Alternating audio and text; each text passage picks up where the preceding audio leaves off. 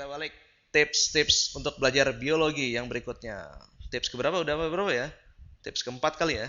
Oke, kalau awal-awal gue bilang apa tuh tips-tipsnya? Cari pola, terus secara general nih. Terus ulang lagi ya. Belajar secara generalis dulu. Yang kedua itu apa? Suruh cari pola kan lo. Pola belajarnya apa aja nih materinya. Yang ketiga itu apa? Jangan semuanya sekaligus kalau belajar. Nah, yang keempat, kita coba menggabungkan yang udah kita dapat nih ke materi-materi biologi yang real. Oke, sekarang tips gue yang keempat adalah ini. Satu kata, klasifikasi. Wah, ini kan satu materi biologi dong. Iya, tapi klasifikasi itu bukan kepake buat biologi dong, hampir buat semuanya. Contoh gini deh. Ketika lo ngelihat mobil, misalnya mobil di jalan, lo ngelihat ada mobil satu. Wah, nih gue nggak salah ya nih mobilnya. Satu, terus satu lagi bentuknya gede. Nah, otak lo pasti akan mengklasifikasikan, oh yang satu sedan, yang satu minibus, itu kan.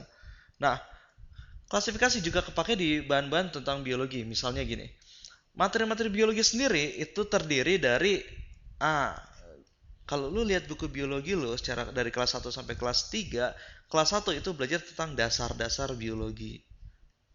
Contohnya, ada kan invertebrata sama vertebrata dan tumbuhan. Tuh dasar-dasar biologi kan ini kelas 1 nih. Kelas 1. Sedangkan di kelas 2-nya lo akan belajar tentang sistem. Sistem itu apa? Sistem misalnya reproduksi. Itu sistem. Kenapa reproduksi pertama ya? Mungkin yang sering ingat. Pernafasan sama apalagi misalnya pencernaan sama saraf, sistem gerak. Nah, artinya ketika kita udah kuat dasar-dasar biologinya plus klasifikasi kita tahu berbagai jenis invertebrata, hewan-hewan, vertebrata, tumbuhan. Tumbuhannya kebagi dua kan? Misalnya tumbuhan tinggi itu tumbuhan spermatopita dan yang tumbuhan rendah. Tumbuhan rendah tuh kayak paku dan lumut.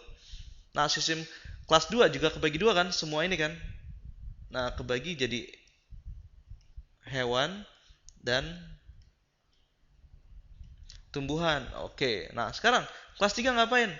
Kelas 3 biasanya belajar tentang aplikasi atau bioteknologi. Nih, lihat ya kelas 3. Misalnya aplikasi atau ini konsep lanjut di biologi. Aplikasi biasanya apa? Nih, bioteknologi. Dan konsep lanjut, nah, lu akan belajar tentang genetika, lu akan belajar tentang metabolisme, lu lagi akan belajar tentang evolusi. Nah, dengan belajar kayak gini kita jadi bisa mikir, oh materi kelas 1, kelas 2, kelas 3 tuh dibagi-bagi berdasarkan dasar-dasar biologi lu, belajar lu dasarnya nih. Terus sistem-sistem yang ada makhluk hidup apa aja, lebih ke arah manusia sih. Hewan ini yang dipelajari adalah lebih ke arah manusianya.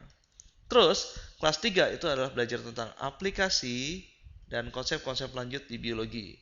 Jadi, begitu kita belajar biologi, kita bisa tahu nih, oke, mau belajar tentang kelas 1, fokusin aja sama benda-benda yang ada invertebrata, vertebrata sama tumbuhan. Nah, kalau ekologi gimana? Tapi gimana kalau materi-materi misalnya ekologi ini masuk mana nih? Terus misalnya ada materi tentang daur ulang atau ini lingkungan. Nah, ini ada kan? Nah, inilah gunanya kita mengklasifikasikan pelajaran berdasarkan tipe-tipe kesulitannya. Ekologi, daur ulang dan lingkungan itu bisa masuk, biasanya ekologi itu dimasukkan ke sini nih, ke kelas 1. Sedangkan daur ulang juga bisa kelas 1, lingkungan itu biasanya masuk kelas 2. Jadi ini adalah majornya, major tuh istilahnya mayoritas pelajarannya. Sekarang ini adalah minornya. Minor tuh artinya ya dia pembahasannya lumayan ya nggak terlalu fokus, nggak terlalu banyak lah. Major tuh banyak. Saran gue untuk lo kuat basicnya, dasar-dasar ini kuatin. Biasanya yang dasar-dasar kuat adalah sel. Oke, sistem ini cukup tahu secara general aja. Sel juga dijelaskan kan di sini, sel dan apa?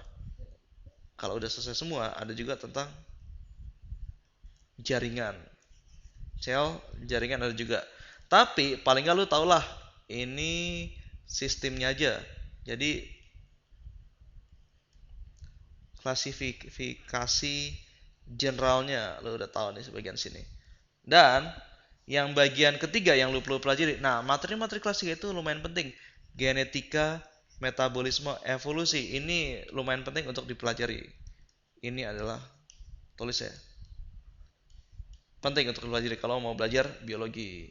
Oke, sekarang tips keempat adalah kita ulang lagi mengklasifikasikan pelajaran dari kelas 1 sampai kelas 3. Kalau kita sudah bisa mengklasifikasikan pelajaran kelas 1 kelas 3, mudah-mudahan kita gampang bisa ada materi ini. Oh, pelajaran kelas 1 nih, bagian ini, bagian ini. Klasifikasi bisa juga disebut memetakan. Oke, tips keempat adalah memetakan pelajaran.